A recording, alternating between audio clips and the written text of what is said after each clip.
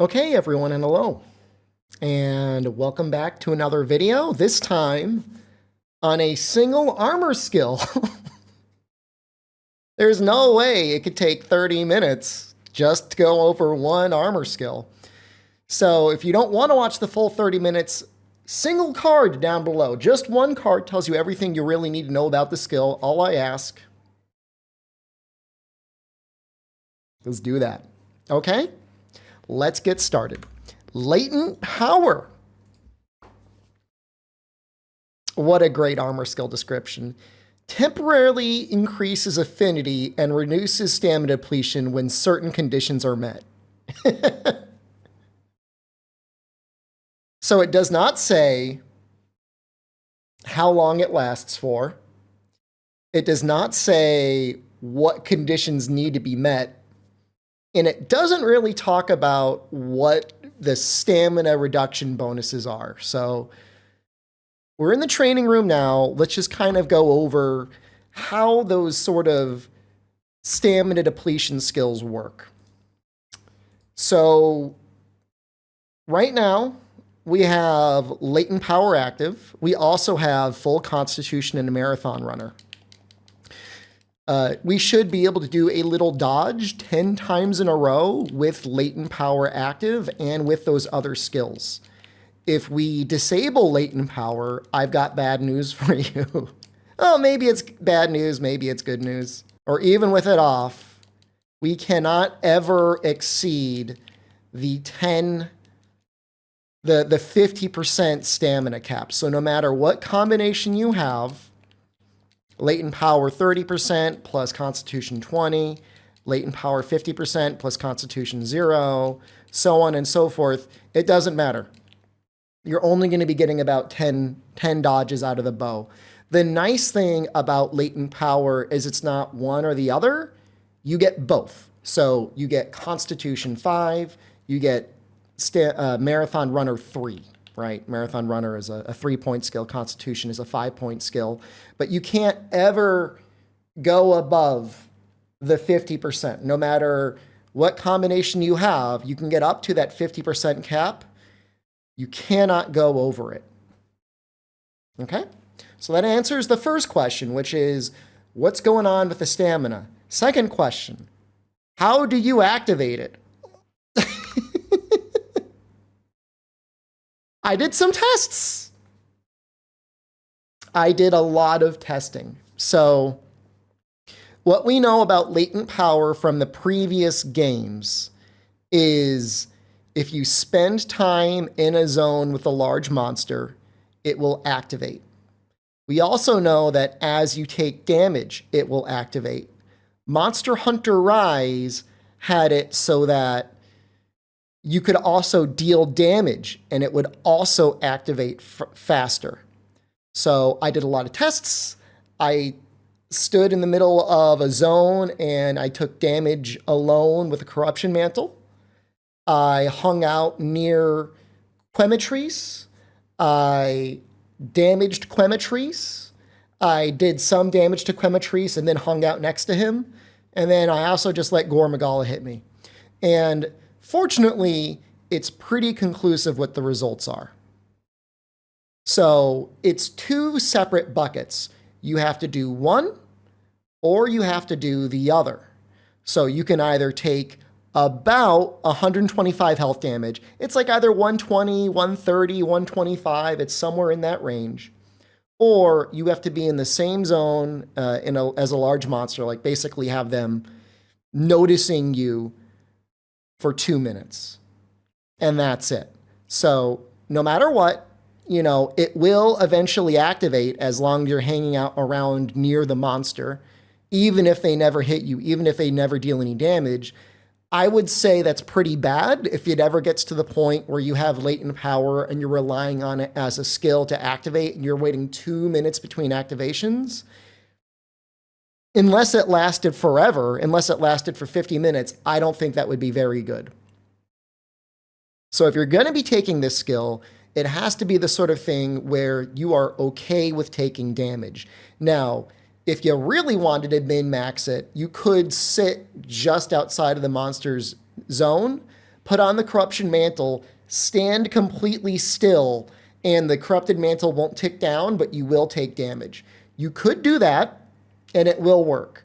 I'll show you later kind of how I'm using it, especially with Convert Element. I think it has a little bit of a synergy with that skill there, but it has to be one of those two things. So how about the duration? Not bad. Base duration, 2 minutes.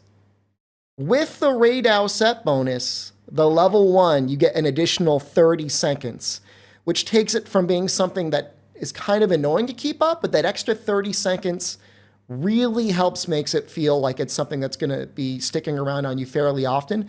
For speedrunners especially, I feel like that extra 30 seconds is all most of them would need to make sure it was active for the whole hunt. There's going to be some people, 2 minutes is plenty, especially 2 minutes from the minute you see the monster, unless, you know, the activation part would be the hard part, right? But assuming you're running like Convert Element and you don't mind getting smacked a little bit and standing still for a little bit or just having your Corruption Mantle up, draining your health, I think it's okay. Now, what I should mention is the 4-piece set bonus for Thunderous Roar really extends it. So it's an extra minute essentially on top of the additional 30 seconds. We'll get into the sets in a moment, but I think we can, you can be pretty sure 4-piece is just kind of too restrictive unless you just love Latent Power, unless like you love that skill so much. I don't think it makes sense. But maybe later on, it's a skill that we can more easily fit on, and especially if we're going to continue to use Latent Power, especially for weapons that would like to have the stamina reduction, it can be pretty nice. Okay, so I'm going to show off some of the sets I've made. I've made several sets. If you're okay with taking damage, and I'll show off an actual hunt just after this, if you're okay with taking damage and having it get activated like that, or if you're okay with maybe letting your Corruption Mantle to suck your health down, or if you just take damage all the time anyways, here are some sets to use. So I have 6 of them. So this first set is a set you would use if you were using Latent Power along with a non-elemental weapon, or if you don't care to use Convert Element. You don't really lose much of anything. Obviously, you lose the opportunity to get something like a Gore 4-piece, and you also lose the ability to get the Fulgur Anjanath Maximum Might 2-piece. But I would say with Latent Power active, you actually do get to use some stamina occasionally where it does not pop you out of Maximum Might. Even when you are popped out of Maximum Might, this set has 1 point of stamina surge, and you have, very little time to get back into having Maximum Might be effective again. Second one is a little bit of a hybrid. It's you want to use, Latent Power, but then you want a little bit of a bonus from Convert Element. This one's kind of a nice middle ground. It still does have Speed Eating 3. You're getting the full bonus from the 2-piece Gore.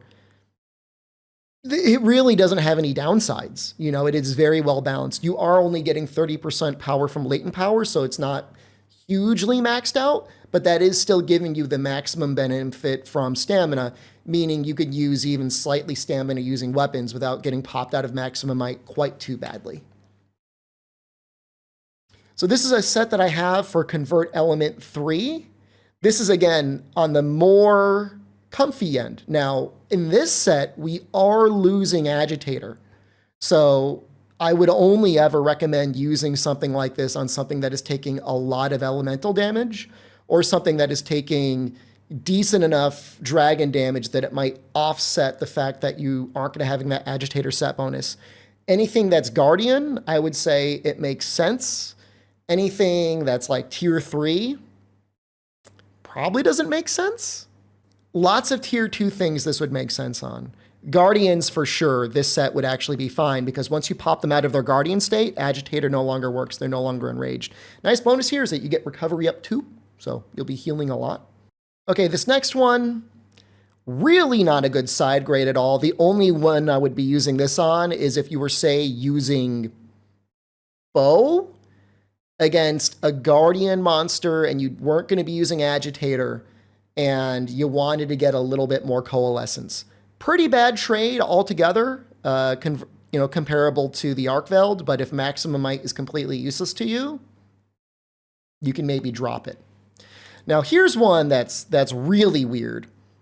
This is, say you're using the Doshiguma Bow. And Doshiguma Bow, if you didn't know, it's already got minus 15% affinity. You just want to get as much affinity on here as possible. This gives you the Gore set bonus, along with Latent Power 5, along with Agitator 5, along with full Gore Magala antivirus. Now, it's not comfy at all. I guess it does have 2 points of speed eating, so it could be worse. But this would pretty much maximize the Doshiguma Bow, and I think it would be an interesting use case for that weapon. I think usually people build it with attack, but this might have just enough affinity that when a monster's upset, even crit boost might even end up being better than attack boost. Just something to keep in mind. And then here's my take on a 4-piece of Raidao. So if you're thinking of using the 4-piece Raidao set bonus, so say you're fighting something and your fights are taking very long and you can't use Maximum Might because of your weapon type, this might be an interesting one to take. This one does get Agitator, this one does get full Latent Power, and you still get the boosted time on Latent Power as well. So I think all of these sets are okay. This one here, I don't know what I was thinking. I guess the only reason to use the sweaty one would be if you can't use the Maximum Might, but it's really not that good. I think the raw bow one is good. I think the 4-piece is good. I think the hybrid is great. I think this comfy one is very good. If anything, the comfy one, if you're fighting something that doesn't take good raw damage, could be great. Otherwise, hybrid is also fine. And I think it's the hybrid one that I use in a fight as well. So I'm just going to show off very quickly at 2 times speed a fight against Tempered Rathalos. Just to kind of show you what the tempo of it is like in terms of getting Latent Power off. So I took 1 fireball there, Convert Element got activated, I put on my mantle, my Corruption Mantle, and then by the time he even really lands, everything is activated and going. And so now it's like, like those terrible tutorials, simply kill the monster. But it means, pretty much every hit we're going to have is going to be a crit. Now, it's definitely potentially unnecessary. Like, I probably could have dropped out some pieces for additional other skills if we're relying on the full 30% from the Corruption Mantle, right? We've gone way over our affinity here. But for something that maybe Corruption Mantle isn't going to be up all the time, if you're in a multi-monster quest or if you're just playing normally and your fights are regularly taking longer than 2 minutes, this still means that you're going to be getting that bonus affinity up, keeping you up at 100% almost the entire time.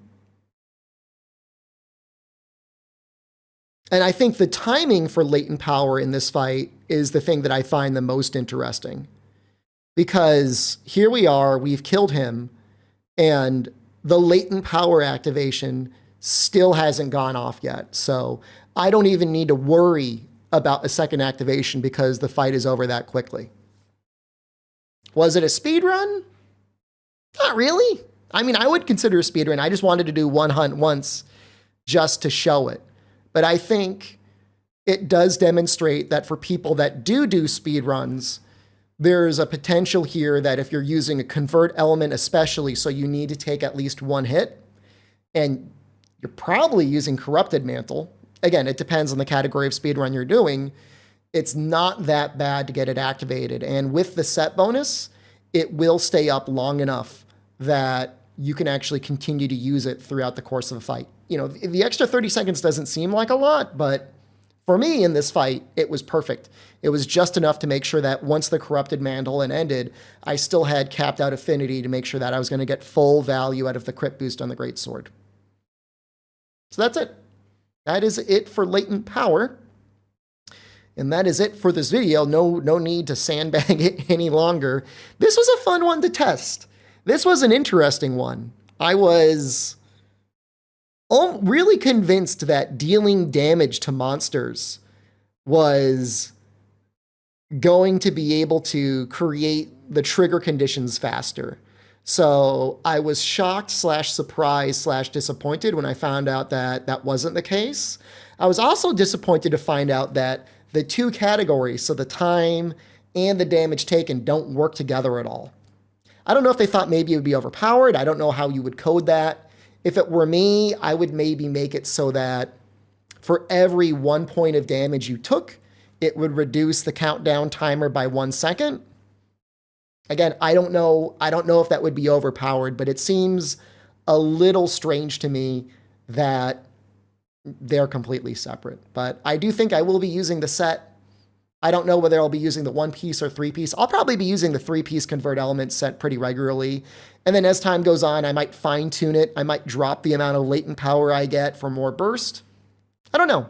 Depends on the specific weapon. If you're using an Ardian weapon and it has a bunch of affinity on it already, you can get away with less throttle, less latent power.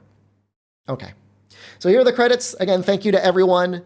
Thank you to those Tier 3, Tier 2 Twitch subscribers, all the YouTube channel members, all of the Tier 1 and Twitch Prime subscribers on Twitch. Thank you. I know I'm streaming a little bit less often lately, but hopefully these videos are worth it. I enjoy making them. I always enjoy finding out exactly how the skills are, because even if you know how the skills work in a previous game, there's no guarantee anymore exactly how the skills work. It's always fun to figure it out. Okay, that's enough rambling for now. Thank you all for watching. Goodbye.